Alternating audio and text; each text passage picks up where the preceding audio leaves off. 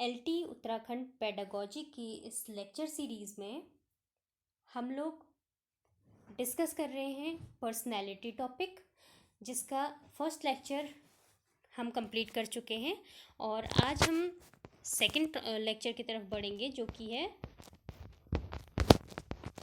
व्यक्तित्व के सिद्धांत। इसके बारे में हम बात करेंगे।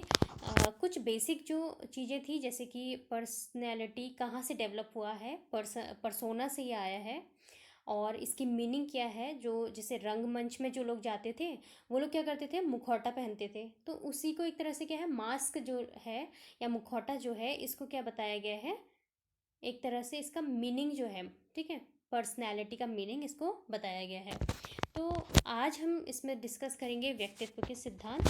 कुछ इम्पॉर्टेंट सिद्धांत के बारे में पहले उनके सिद्धांत और जो प्रतिपादक हैं इनके बारे में हम जान लेते हैं।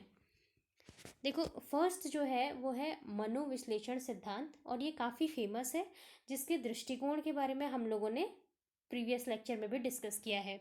तो मनोविश्लेषण सिद्धांत जो है ये किसने दिया है, फ्राइड ने दिया है। दूसरा है विशेषक सिद्धांत, जो कैटल ने दिया है। शारीरिक सिद्धांत शेल्डन ने दिया है। आत्मज्ञान का सिद्धांत अब्राहम मैस्लो ने दिया है। और मूल प्रवृत्तियों का सिद्धांत मैकडूगल ने दिया है। और जीव सिद्धांत गोल्डस्टीन ने दिया है। तो ये कुछ इम्पॉर्टेंट सिद्धांत हैं और इनके प्रतिपादक हैं, जिनके बारे में हम डिस्कस करेंगे। तो सबसे पहले हम स्टार्ट करते हैं मनोविश्लेषण सिद्धांत।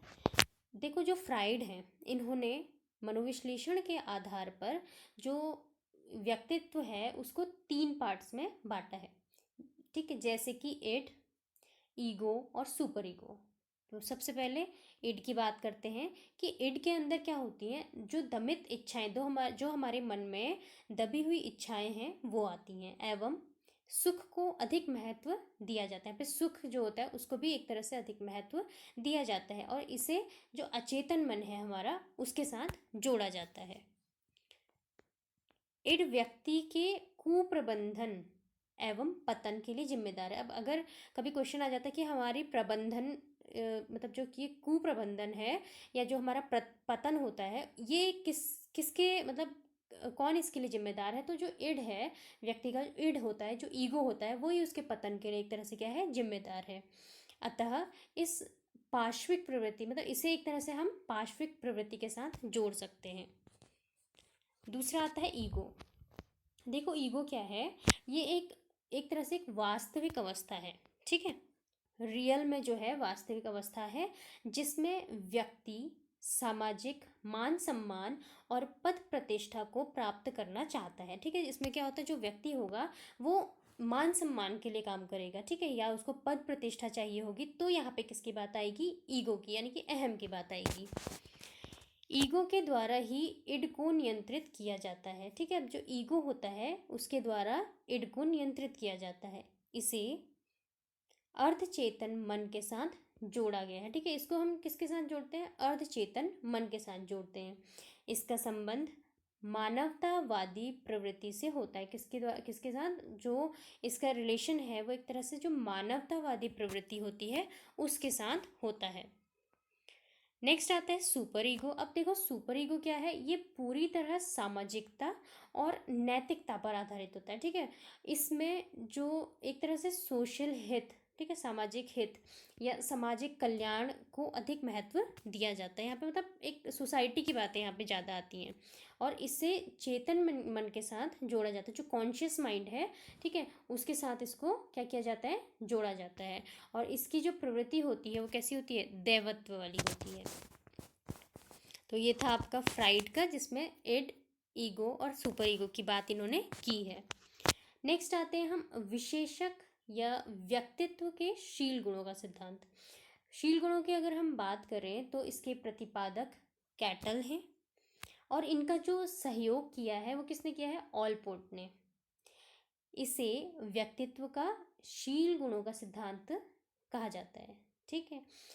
शील गुणों का अगर हम शाब्दिक अर्थ देखें तो आचरण या व्यवहार के नियम की यहाँ पे बात करते हैं, तो एक तरह से आचरण या बिहेवियर कैसा है इस बारे में ये बात करते हैं। शील गुणों की अगर उससे रिलेटेड अगर कोई बात है कि शील गुण किसने दिया है, तो कैटल इनसे रिलेटेड है। और सहयोग किसने दिया है इसका, ऑलपोर्ट ने दिया है। तो इन्होंने बात करी एक पहली इन्होंने बात करी सामान्य शील गुण की। जनरल जो ये जो शील गुण हैं ये क्या होते हैं, देखो ये सार्वभौमिक होते हैं। तो ये वर्ड याद रखना कि कैसे होते हैं, सार्वभौमिक होते हैं। पूछ लिया जा सकता है कि सार्वभौमिक जो शील गुण है वो कौन से हैं, तो ये जो सामान्य शील गुण हैं यही क्या होते हैं, सार्वभौमिक होते हैं। सभी व्यक्तियों में पाए जाते हैं, लेकिन सभी में इनकी जो मात्रा होती है वो कम या ज़्यादा हो सकती है। जैसे किसी के अंदर क्या होता है, कोई मतलब जानवरों से बहुत ज़्यादा किसी को लगाव होता है, तो किसी को जानवर पसंद नहीं है। तो ये एक तरह से क्या है तो सब में प्रेजेंट, लेकिन किसी में कम है और किसी में ज़्यादा है। जैसे कि दया का भाव किसी में कम या किसी में ज़्यादा, ऐसी करुणा, ठीक है, प्रेम किसी में कम किसी में ज़्यादा, सहयोग की भावना या सद्भावना, कर्तव्य निष्ठा, उत्तरदायित्व, नैतिकता और चरित्र। तो ये सारी बातें क्या है, ये एक जनरल है तो ये सब में प्रेजेंट, लेकिन सिर्फ जो इनकी एक तरह से क्वांटिटी है वो सब में अलग अलग दिखाई देती है। दूसरा आता है इसमें विशिष्ट शील गुण। तो विशिष्ट क्या है, देखो कुछ स्पेसिफिक कैरेक्टर्स होंगे, जैसे कि इनको हम कह सकते हैं इसमें जो विशेषक शील गुण हैं इनको क्या है, मतलब विशिष्ट जो शील गुण हैं इनको हम विशेषक शील गुण भी कहते हैं। और ये ऐसे शील गुण होते हैं जैसे कि कोई इनके लिए जाना जाता है। जैसे हम बात करें अगर सत्य और अहिंसा के लिए कौन जाने जाते हैं, महात्मा गांधी। ऐसी मातृत्व जो फीलिंग है उसके लिए मदर टेरेसा को याद किया जाता है। रंग भेद के विरोध के लिए नेल्सन मंडेला को याद किया जाता है, ठीक है। और गुट निरपेक्षता और पंचशील इनके लिए जवाहर नेहरू जी को मतलब जाना जाता है। तो ये एक क्या है, ये स्पेसिफिक चीज़ें हैं जिनके लिए उनको पहचाना जा रहा है। अगर हम बात करेंगे सत्य अहिंसा की तो सबके मन में आ जाएगा कि अच्छा महात्मा गांधी। तो ये एक तरह से क्या है, विशिष्ट गुण है। अब कैटल व ऑलपोर्ट ने मिलकर व्यक्ति में शील गुणों के लगभग कितनी संख्या प्राप्त की थी, 101। कितनी, 101 शील गुण इन्होंने बताए थे। थर्ड की ओर चलते हैं। ये है आपका शारीरिक सिद्धांत। देखो शारीरिक सिद्धांत किसने दिया था, शेल्डन ने। इसको ऐसे समझ लेना, देखो शॉ से ये है और शॉ से ही क्या है, शेल्डन है, ठीक है। तो थोड़ा सा याद करने के लिए इजी एक मतलब ट्रिक बना के चलेंगे तो वो जल्दी याद हो जाएगा। तो शारीरिक सिद्धांत शेल्डन ने दिया है और इन्होंने भी इसके 3 प्रकार बताए।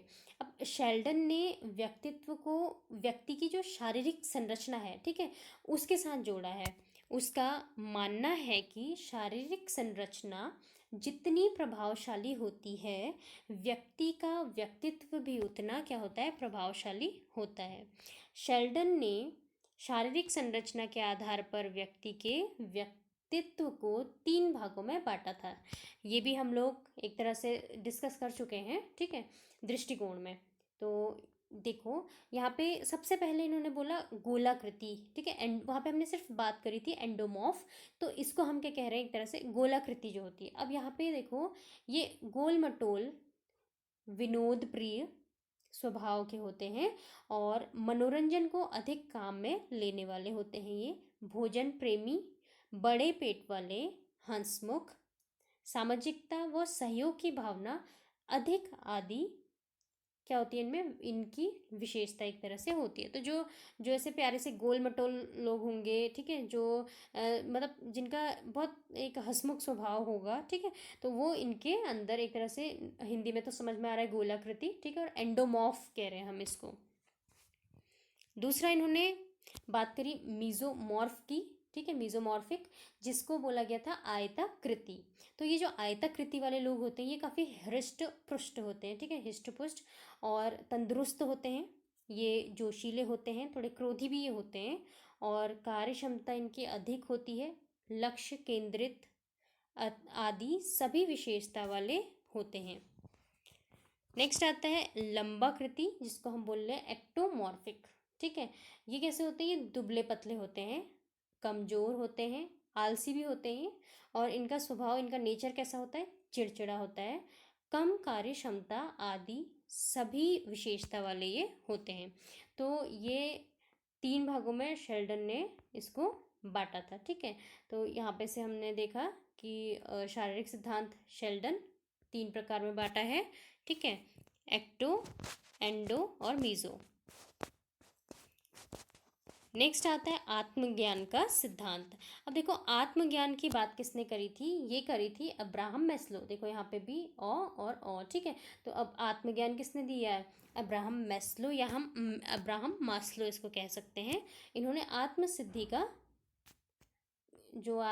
इन्होंने जो एक तरह से ये सिद्धांत दिया है, आत्मसिद्धि को उन्होंने एक सर्वोच्च आवश्यकता बताई है व्यक्तित्व की, ठीक है, कि आत्मसिद्धि क्या है, एक सर्वोच्च आवश्यकता है। इसका मानना है कि यदि व्यक्ति की आत्मसिद्धि प्रभावशाली है, मतलब जो भी व्यक्ति है, ठीक है, जो भी पर्सन है, अगर उसका जो एक आत्मसिद्धि है वो प्रभावशाली है और जिसका ज्ञान व्यक्ति को है, और मतलब व्यक्ति को पता भी है कि हाँ उसके अंदर ये चीज़ है, तो व्यक्ति का व्यक्तित्व भी प्रभावशाली रहेगा, ठीक है। अगर उसकी क्या है, आत्मसिद्धि, या जो हम सेल्फ रियलाइजेशन, सेल्फ एक्चुअलाइजेशन की बात करते हैं, अगर वो प्रभावशाली है तो उसका जो पर्सनैलिटी होगी वो उसमें भी झलक के आएगा सामने। नेक्स्ट आते हैं जीव सिद्धांत पे, ठीक है। जीव सिद्धांत गोल्डस्टीन ने दिया है और इनका ये मानना था कि प्रत्येक व्यक्ति अपने व्यक्तित्व को जो प्रभावशाली बनाने के लिए निरंतर कार्य करता रहता है, लेकिन सभी व्यक्तियों का व्यक्तित्व प्रभावशाली होता है, ठीक है। तो यही इन्होंने बोला कि हम एक तरह से निरंतर हम अपने आप को डेवलप करने के लिए, या हम अच्छा एक पर्सनालिटी, मतलब हम जो भी सीख रहे हैं वो हम कहीं ना कहीं हमारे एक तरह से किसमें हमें हमारी एक मतलब हमें इफ़ेक्ट कर रहा है एक तरह से, ठीक है। तो ये एक क्या है, जीव सिद्धांत के अंदर आता है। फिर नेक्स्ट आता है इसमें मांग का सिद्धांत, जो कि हेनरी मूरे ने दिया है, और इनका मानना है कि जो व्यक्ति है जिस वातावरण में रहता है वह वातावरण व्यक्ति से 40 मांगे करता है, ठीक है। तो अलग अलग इन्होंने मांगे बताई, ठीक है, जो कि इन्होंने बोला कि जो 40 मांगे वातावरण क्या करता है, किसी भी व्यक्ति से करता है। यदि व्यक्ति इन मांगों को पूरा कर देता है तो व्यक्तित्व प्रभावशाली बन जाता है, और यदि व्यक्ति इन्हें पूरा नहीं कर पाता तो व्यक्ति में तनाव पैदा हो जाता है तथा व्यक्ति का व्यक्तित्व जो होता है एक तरह से कुसमायोजित हो जाता है। तो इन्होंने बोला कि 40 टाइप से एक तरह से एक कुछ मांगे हैं, ठीक है, और इनको अगर वो कंप्लीट कर लेता है तो क्या हो जाता है, उसका जो व्यक्तित्व प्रभावशाली हो जाता है। इसमें कुछ भी हो सकता है कि आपका बिहेवियर कैसा है, ठीक है, कुछ भी मान सकते हैं हम इसमें, ठीक है। तो इस तरीके से इन्होंने एक इसको क्या किया, उन्होंने मांग का सिद्धांत इसको बताया। और अगर वो मतलब किस पर्सन जो है अगर ये सारी चीज़ों को फॉलो कर लेता है तो वो क्या हो जाता है, एडजस्ट अगर हो जाता है नेचर में, तो ये एक तरह से क्या है, मांग का सिद्धांत उसने पूरा कर दिया और उसका जो व्यक्तित्व है वो प्रभावशाली हो गया। और अगर वो नहीं कर पाया ऐसा तो वो क्या हो जाता है, कुसमायोजित हो जाता है। तो ये था व्यक्तित्व का के कुछ सिद्धांत, और इनके प्रतिपादक जो हैं वो काफ़ी इम्पॉर्टेंट हैं, तो उनको ज़रूर एक बार देख लेना, ठीक है। और होप सो आपको मेरी वीडियो पसंद आ रही हो, और अगर पसंद आ रही हो तो please like share and subscribe ज़रूर करना। Thank you.